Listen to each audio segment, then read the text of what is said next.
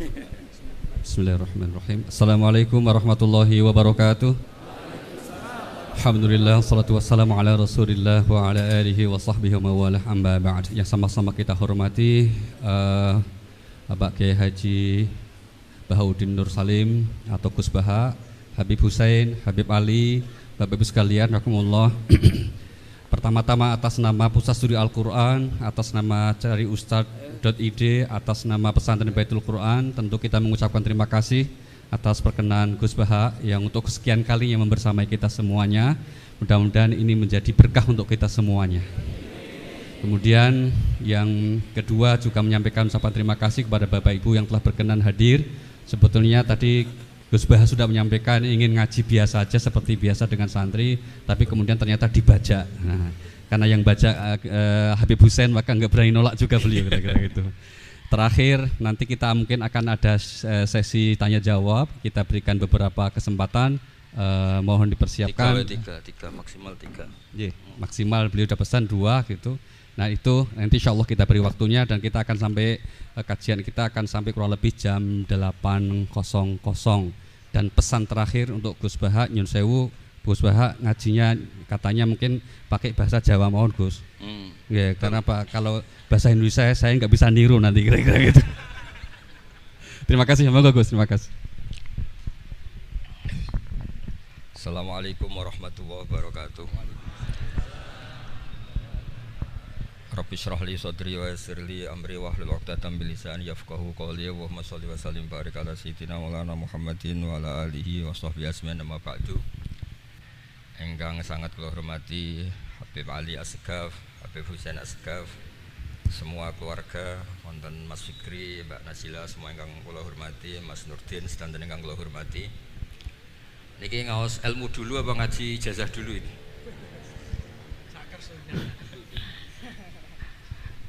Ini kok malah aneh. Mboten usah ribet. Mboten Cek 1 2.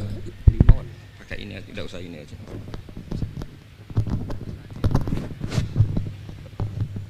Gampang mana? Jelas. Nah.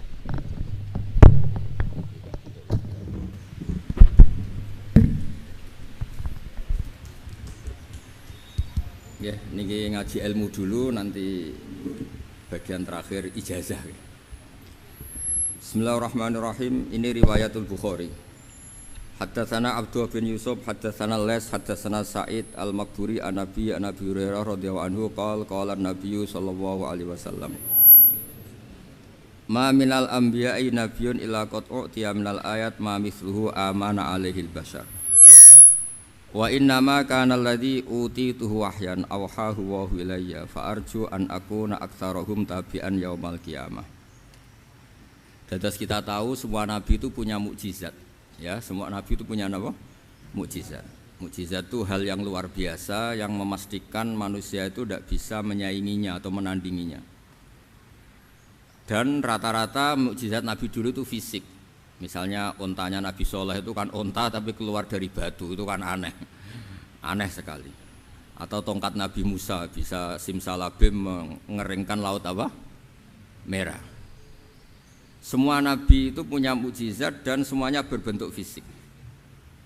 Kecuali mukjizatul Rasulullah sallallahu alaihi wasallam itu berupa Al-Qur'an. Al-Qur'an itu konsep ilmiah. Terus kata Rasulullah sallallahu alaihi wasallam, tapi saya karena Quran itu justru berharap pengikutku besar dan sampai hari kiamat. Sekarang kita logika ya. Andaikan kamu punya tongkatnya Nabi Musa, kalau kamu suka uang, kepikirannya dijual apa dipakai? Kalau kamu suka uang, dipakai. Kalau kamu ahli suudon itu pikirannya ndak, ini asli ndak. Karena yang melihat di Turki itu ya sebagian gitu. Kalau yang suka perdukunan itu bayangkan tuh miliknya. Mungkin dipakai ngakali orang atau apa, pokoknya bayangkan tuh miliknya.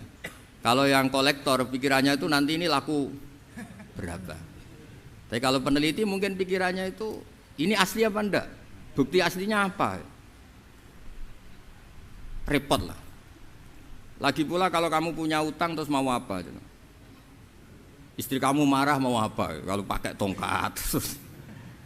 Nah, beda dengan mukjizatnya Quran itu semuanya apa? Ilmiah.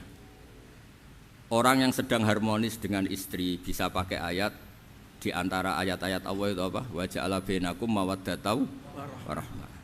Nanti kalau ditakdir cerai, saya tidak menyarankan cerai. Kalau ditakdir cerai, itu masih dimotivasi sama Allah, wa iya tafarraqa yughnillahu kullam min sa'ati. Jika suami istri itu cerai, jangan-jangan suaminya dapat istri lebih baik, istrinya nanti dapat suami lebih baik. Jadi yang masa lalunya dianggap prahara.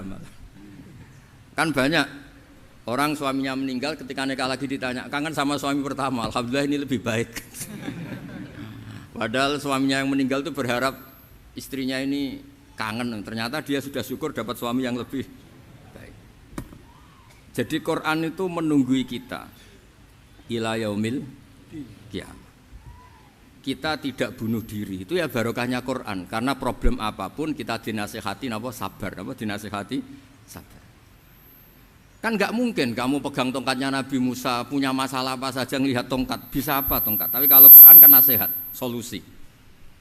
Makanya Nabi berharap dengan Quran ini, saya berharap pengaruh saya, pengikut saya terbanyak ila yaumil qiyamah. Terus beliau dikomentari begini sama, ini Fathul Bari, sarahnya Bukhari. Al-muradu anna mu'jizatil anbiya inqaradat binqiradi a'sorihim. Falam yusyahidha illa man hadaraha.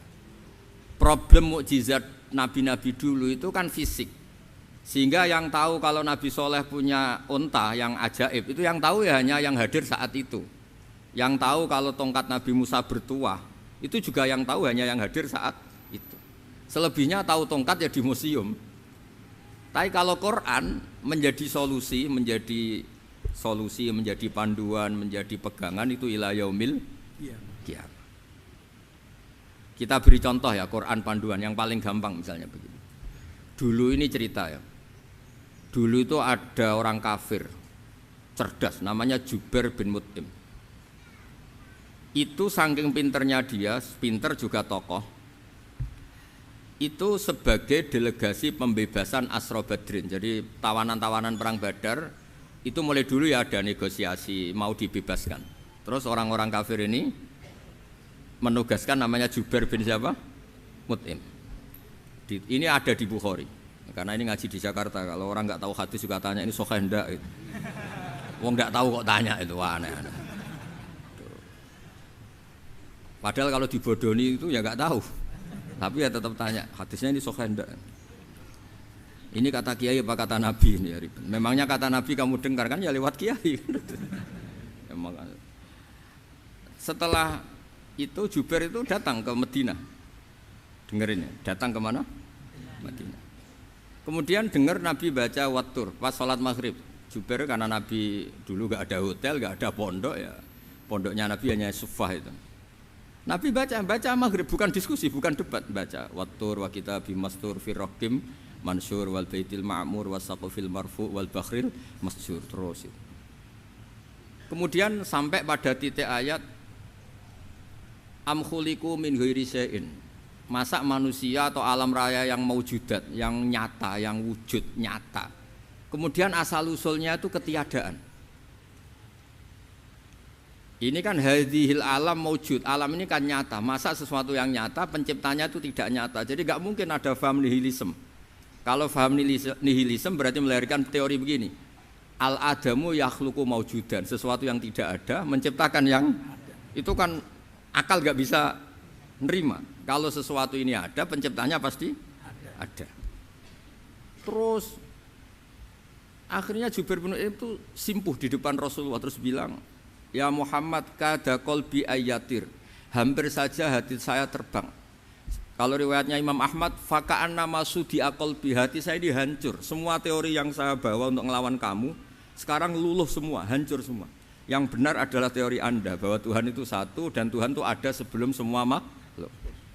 Coba kalau Nabi Muhammad ada Jubair bin Mut'im terus menyembunyikan tongkat dekat mihrab, terus dilihat ini apa, paling pikirannya ini dari kayu apa, terus yang bentuk tongkat itu tukang pemahatnya siapa, kok kurang keren, kalau di Blitur gimana ya, kan malah panjang. Kira-kira kalau mukjizat itu dari tongkat itu malah panjang lah pokoknya panjang. Lagi pula kamu coba kan nggak ngarah mandi, itu yang mandi kan nabinya bukan tongkatnya. Coba tongkatnya Nabi Musa coba anak-anak beki itu. Dipakai mukul kucing aja tidak mesti mati itu. Jadi enggak jelas mukjizat-mukjizat seperti itu enggak. Tapi kalau Quran menunggui. Sampai saking hebatnya Quran, teori rasionalitas, soal kampanye di mana-mana. Tingkat validitas, tingkat kebenaran Quran. Itu bahkan bisa diuji tanpa membuktikan. Tanpa apa? Membuktikan. Cukup pakai akal. Saya tidak bosan-bosan cerita ini karena ini khazanah kita. Di kitab Nailul Ma'mul itu, di kitab Usul Fiqih. Saya berkali-kali cerita ini karena ini untuk menunjukkan bahwa Quran itu liqaumi ya'qilun, liqaumi yatafakkarun. Ada seorang kiai, seorang ustadz, kiai dulu itu ya memang orang soleh, alim terus jadi kiai. Kalau kiai sekarang tuh macam-macam, nganggur terus ingin jadi kiai, terus daftar gitu. Ada lowongan di yayasan masuk ingin jadi ustadz karena dengar ada gajinya. Dulu tidak ada seperti itu, tidak ada. Makanya dulu itu kalau ustadz kiai pasti soleh karena dia alim terus ingin orang lain tuh mendapat ilmunya. Kalau sekarang nggak ada yayasan sehat, guru gajinya sekian. Yang nggak ingin jadi ustadz tuh daftar karena ada gaji. Apalagi ada kabar, ada gaji, ada mes, ada wah yang daftar banyak. Tapi mentalnya ada kiai sebetulnya. Ya kalau sampean tanya itu baik dah Gus, ya setengah baik. Ya maksudnya setengah baik ya ada baiknya lah, namanya profesi ngajar itu kan baik.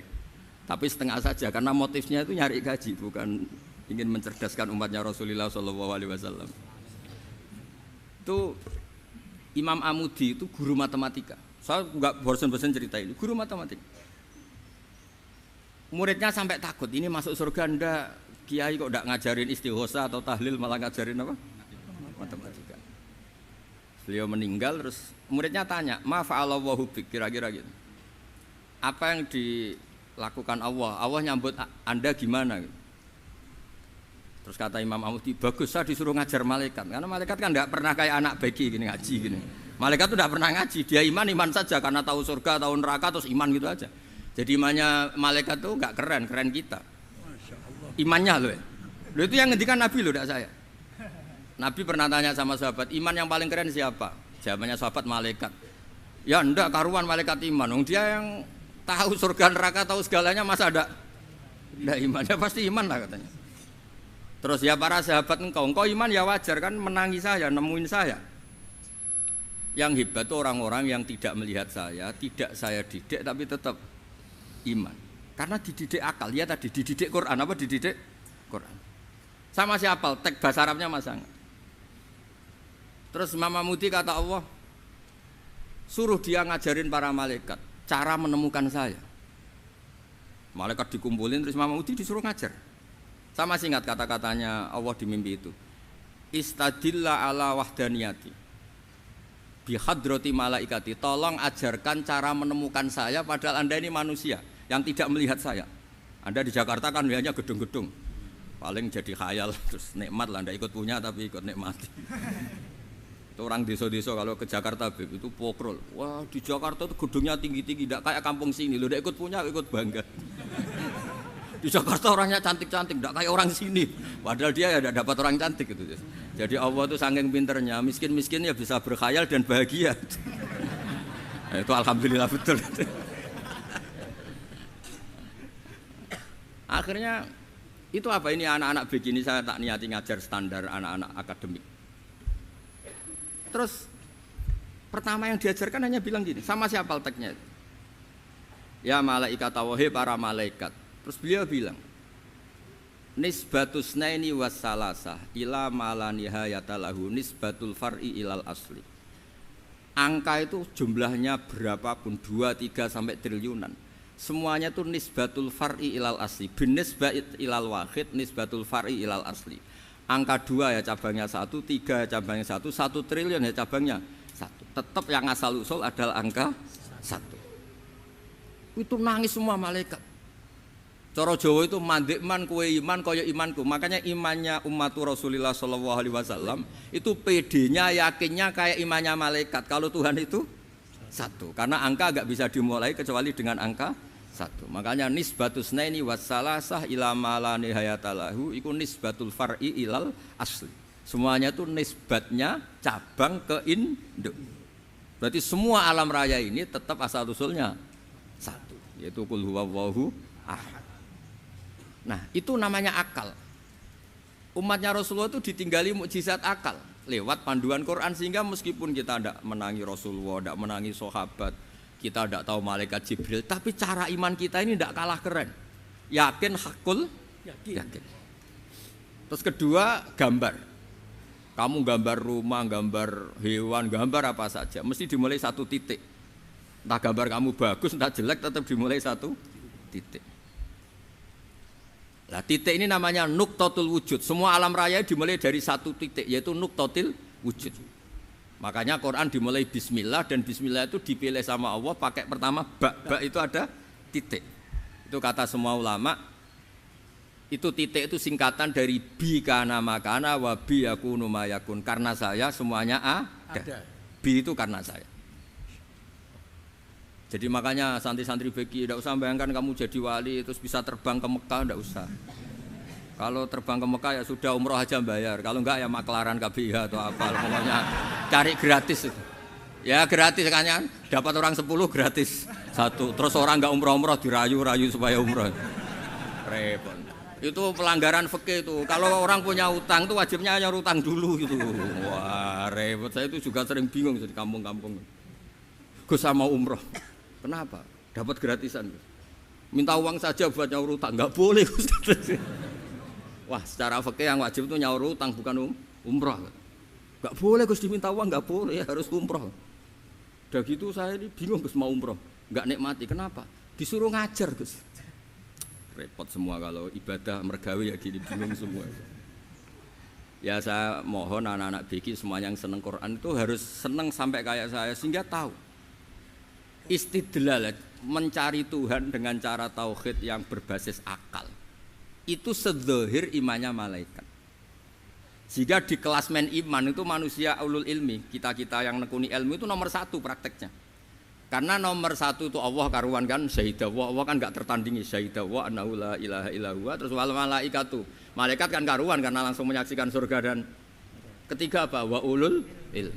Berarti prakteknya kan nomor satu. Kalau kompetitornya semuanya manusia, ulul ilmi nomor berapa? Satu kan? Nah nomor tiga kan dari Allah, malaikat, ulul ilm. Berarti kalau kompetisinya antar manusia nomor berapa? Satu kan? Nah kenapa ulul ilmi di nomor tiga kan tapi dari Allah, malaikat, ulul. Kerennya kayak apa? Karena cara iman ulul ilmi itu enggak ada ragunya sama sekali. Kamu ragu enggak kalau dua itu cabang dari satu, asal usulnya satu? Enggak pernah kan ragu kan? Semua gambar seruat apapun dimulai dari satu titik, ragu enggak? Enggak kan? Nah imannya umatnya Nabi karena dipandu oleh Quran itu seyakin itu, sehakul yakin itu. Nah itu terus Jubair bin Mut'im jadi iman. Am khuliqu min ghairi syai'in am humul khaliq. Terus kata Allah lagi, kalau kamu tidak percaya saya yang bikin langit bumi ya gampang dong, kamu saja yang ngomong kalau kamu yang bikin. Paling orang sepakat kamu stres.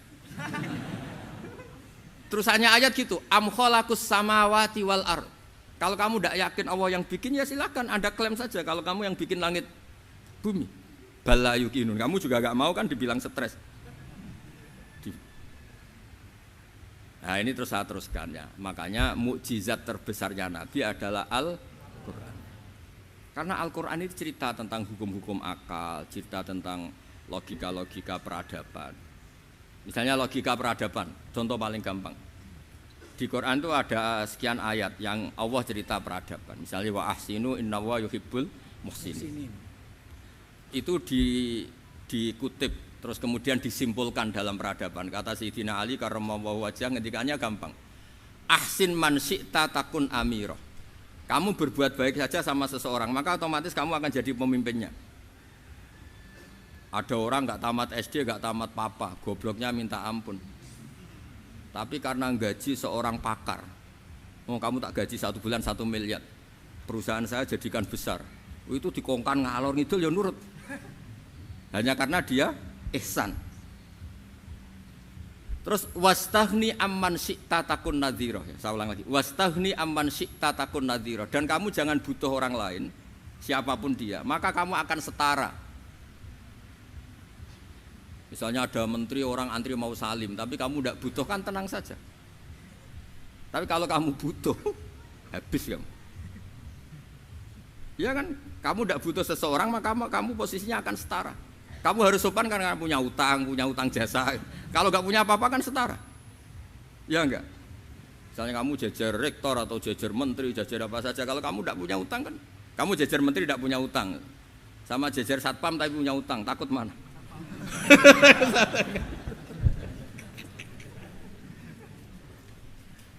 Kalau butuh itu mesti kalah kan?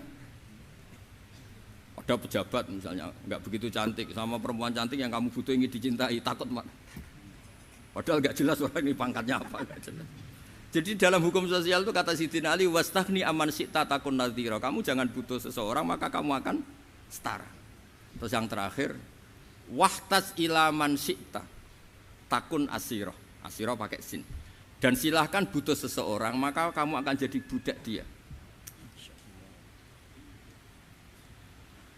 Ya coba misalnya Anda seorang profesor, seorang alim, seorang getop, misalnya mencintai janda di ujung kampung sana, jalan kaki 2 kilo, padahal itu gak tamat SD, tapi gara-gara seneng, kacau kan, logika kepangkatan hilang semua kan. Jadi itu hukum peradaban, itu mewakili isi-isi sosial yang diterangkan Quran. Ya, jadi paketnya 3 tadi ya. Ahsin man syi'ta takun amiro. Kamu berbuat baik sama seseorang maka kamu bisa memimpin. Wastahni amman syi'ta takun nadhira. Kamu jangan butuh seseorang maka kamu akan setara. Mbok kamu ketemu orang terkaya di dunia. Yo ketemu orang terkaya di dunia, kamu jejer, kamu tidak butuh dia. Tenang kan bisa setara kan?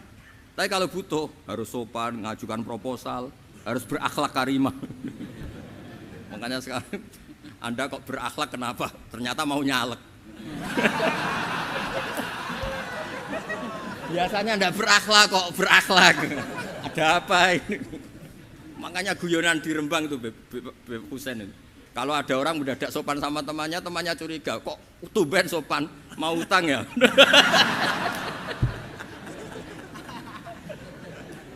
Zaman akhir itu kacau.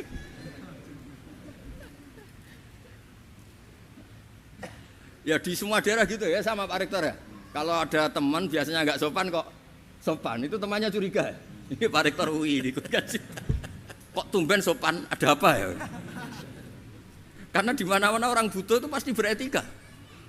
Kamu punya teman paling berdua, kalau mau utang berakhlak gak? Atau misalnya kamu punya adik cantik terus punya teman berdua, kalau cinta adik kamu berakhlak gak? Biasanya nggak sama sekali nggak berakhlak. Gara-gara butuh menjadi berakhlak. Ya jadi hukum sosial itu ya kuncinya 3 tadi. Ahsin man syi'ta takun amira. Wastahni amman syi'ta takun nadhira. Terus wahtas ila man syi'ta takun asira. Kalau kamu butuh seseorang pasti kamu dibikin hina. Asir itu tawanan. Nah, Quran itu bicara sosial itu lengkap. Dan itu yang nunggui kita. Kita punya tetangga yang kurang baik, ya seneng. Punya tetangga baik, ya seneng. Kata Imam Syafi'i, saya berkali-kali cerita. Kok seneng semua Imam Syafi'i? Ya bagus lah, kalau yang seneng saya enak lah. Dijak jagongan, dijak ngopi enak. Yang enggak seneng saya, gak ngarah utang. Uang itu nak, kamu punya tetangga gak seneng kamu. Aman kan? Aman. Gak akan pinjem uang kan, pinjem mobil. Uang gak seneng kok. Makanya Imam Syafi'i itu kalau ngedikan luar Syafi'i, diceritain orang, ya Aba Abdillah bagiannya, ya Aba Abdillah orang itu gak seneng kau, bagus lah. Loh kenapa bagus? Waman asa'a ilaika faqad atlaqaka. Orang yang gak seneng kamu maka membebaskan kamu. Gak akan pinjam uang, pinjam mobil, gak akan ganggu waktu kamu, kan gak seneng. Justru yang seneng-senengi masalah pinjam terus. Imam Syafi'i itu orang yang anggap dunia itu selesai. Ada yang cerita, ya Aba Abdillah, orang yang tadi cium tangan engkau, yang hormat engkau, di luar maki-maki engkau, ngerasain engkau, ngata-ngatain engkau. Ya bagus lah. Kok bagus gimana? Berarti saya wibawa, depan saya tidak berani. Berarti saya wibawa, di depan saya tidak berani. Berarti itu makomnya sudah kulillah sumadarhum fi khawdihim yal'abun. Sudah dunia itu selesai, sudah agak penting semua. Nah, itu kalau kamu anak-anak bagi ahli Quran sudah ayatnya qulillah sumadarhum fi khaudihim yal'abun, sudah lihat Allah saja gak penting makhluk-makhluk itu. Udah makhluk semua gak penting, sepenting Allah. Nah, kita ini ditunggoni mukjizat seperti itu. Bayangkan misalnya kita ditunggoni tongkatnya Nabi Musa. Saya ngajar di sini terus ini tongkat. Terus nanti yang tanya, "Gus itu kayu apa, Gus?" Nanti yang kolektor tanya, "Itu harganya berapa, Gus?" Ruwet apa? Terus yang ahli suudon, "Itu asli enggak, Gus?" Wah. Yang ahli suudon kan mesti tanyanya gitu, "Itu asli enggak, Gus?" Repot-repot pokoknya. Tapi kalau Quran kan jelas, kenapa? Jelas. Ya terus saya teruskan. Fala yamurru terus al murad anna mu'jizatil anbiya in qaradat bi qidari aqsam satu wa mu'jizatul Quran mustamirratun ila yaumil qiyamah wa kharquhu lil adat fi uslubihi wa balaghatihi wa ikhbarihi bil maghibat. Terus kata ini yang ngarang Fathul Bari sarahnya Imam Bukhari. Fala yamurru asrun minal aqsar illa wa yadharu fihi syai'un mimma akhbaru bi annahu sayakun yadullu ala sihhati da'wahu. Wa hadza aqwal muhtamilat wa takmiluhu fil ladzi ba'da wa qilani ya anal al makna anal mukjizat al madiyah kanat khissiyatan tusyahadu bil absar kana qati sholeh wa asa Musa. Mukjizatnya nabi-nabi dulu itu hanya penyembuh, hanya pelengkap, hanya nuruti keinginan mata. Seperti dahsyatnya apa? Laut Merah di sebelah apa dipukul sama tongkatnya Nabi siapa? Itu semuanya itu hanya memanjakan mata. Urusan mata. Terus wow itu. Tapi kalau mukjizatnya Nabi Muhammad itu berdasar akal. Maksudnya berdasar akal nih dengerin ya. Dengerin betul. Ketika Laut Merah terus tersibak kan wow itu keren kan? Terus kita bilang menyimpulkan, wah kita tidak akan mampu. Itu bodoh sekali kesimpulan kita tidak akan mampu. Meskipun bikin nyamuk Anda juga tidak mampu. Loh untuk memutuskan tidak mampu saja kok sampai pertunjukan seperti itu tuh laopo, cek goblok gitu. Nah kalau kita karena umat yang pinter untuk memaksa kita nggak mampu, Allah bilang innallaha la yastahi ayadriba mathalam ma ba'ud. Kita melihat nyamuk langsung berkesimpulan tidak mampu. Saya berkali-kali cerita nyamuk itu sudah kecil, masih punya urat, uratnya kayak apa? Masih punya kuman, kumannya seberapa? Ya enggak? Nyamuk itu kecil, punya organ tubuhnya punya urat.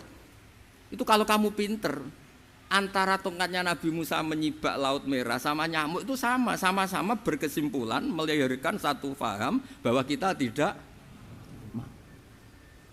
Loh, untuk memaksa tidak mampu saja kok nunjuk pertunjukan ada onta keluar dari batu, Naqatu Sholeh, ada tongkat yang bisa mengeringkan Laut Merah. Cik goblok ya. Lah kita alhamdulillah tidak jenis goblok yang seperti ini. Untuk ikrar bahwa Allah itu hebat ala kulli syai'in, cukup lihat nyamuk, kagum kan? Sudah tidak usah bikin hidup. Saya berkali-kali mencontohkan. Para pemahat tak suruh bikin patung gajah itu mampu. Tak suruh bikin patung nyamuk kalau bisa. Nyari materi dari apa coba? Gampang mana bikin patung gajah sampai patung nyamuk? Gajah, makanya Allah bikinnya contoh itu untuk ijaz itu pakai nyamuk bukan pakai gajah.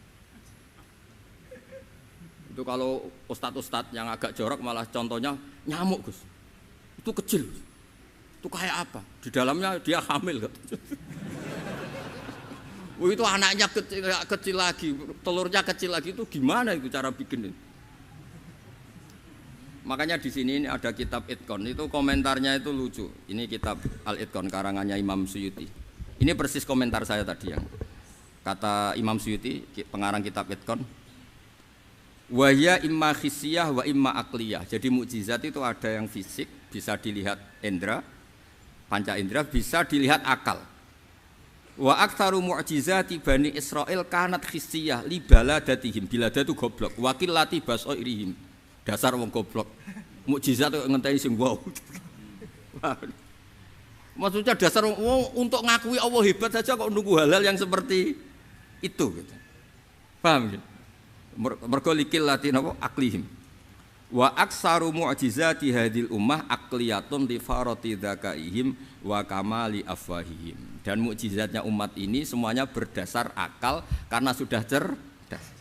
Jadi andaikan kita melihat tongkatnya Nabi Musa menyibak Laut Merah dengan melihat nyamuk, kesimpulan kita sama-sama wow, sama-sama keren, sama-sama memastikan kita tidak mampu. Makanya terus Quran menerangkan kita wa ma min dabatin fil ardi wala ta'iri yatiru bi janahihi illa umamun amsalukum. Jadi keseharian kita lihat burung kok terbang. Itu sudah ayatun min ayatillah. Paham nggih? Dados niki kudu bangga ditunggoni napa Quran, nggih ditunggoni napa Quran. Wa mu'jizatul Quran tusyahadu bil basirah fayakunu mayatabi'u li ajlihi aksar.